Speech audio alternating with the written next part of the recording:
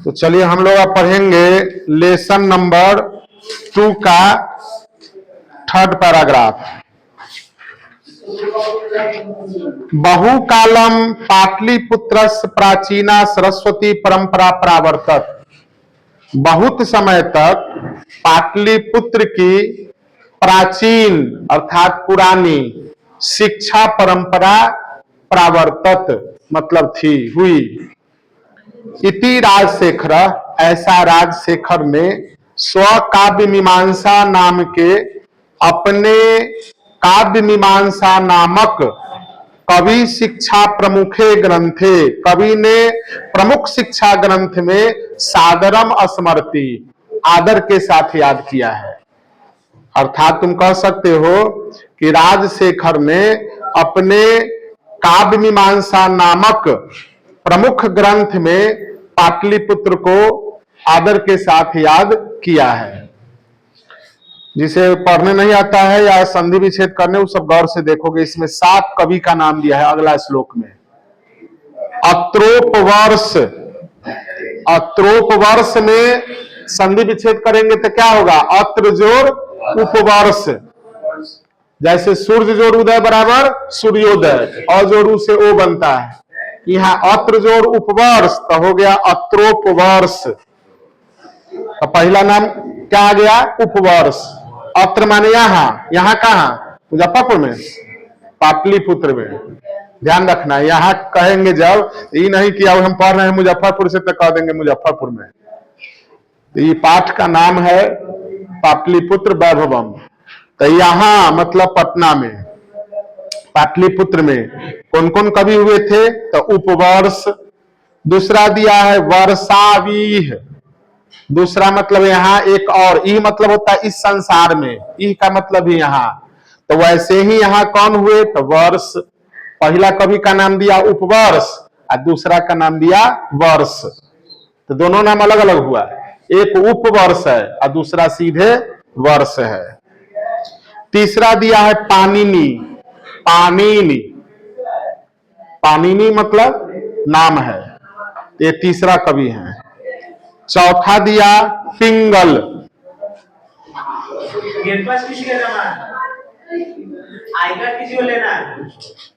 तो 4 नंबर में क्या दे दिया? पिंगल। 5 में ब्याडीह। इसी प्रकार कौन हो गए? ब्याडी। ब्याडीह पर विसर्ग है, तो हिंदी करोगे तो क्या हो जाएगा? विसर्ग का है ब्याडी। बररुचि, ये नाम ठीक से देखोगे गौर से, इसलिए सबको बैठा है किताब के साथ। बररुचि। पतंजलि, पतंजलि का नाम तुम लोग पहले से जानते हो। तो फिर से देखो इसमें कौन कौन हो गए? तो उपवर्ष 1, वर्ष 2, पाणिनि 3, पिंगल 4, ब्याडी 5, बररुचि 6 और पतंजलि 7। तो इस प्रकार से क्या किए गए? ये लोग ख्यातिम उपजगमु, प्रसिद्धि को प्राप्त किया। इन कवियों ने पाटलिपुत्र में प्रसिद्धि को प्राप्त किया। अपना अपना कुछ काम करने पर आदमी प्रसिद्ध होता है, जो नाम करता है वही प्रसिद्ध होता है। नाम तो सबका कुछ ना कुछ है ही, लेकिन किसी का नाम अमर कैसे होता है? जब वो कोई काम ऐसा करके चला जाता है जो काम अगला नहीं किया या याद रखने योग्य हो, तभी उसका यश कीर्ति, उसका नाम अमर होता है। कतिपयेषु प्राचीन संस्कृत ग्रंथेषु पुराण आदिषु पाटलिपुत्रस्य नामांतरम पुष्पपुरम कुसुमपुरम वा प्राप्यते। अब इस पैराग्राफ में देखिएगा, पहला लाइन दिया है कतिपयेषु। कतिपयेषु मतलब कुछ में। अप्राचीन संस्कृत ग्रंथेषु, तो कुछ प्राचीन संस्कृत ग्रंथों में, पुराण आदिषु, पुराण आदि में,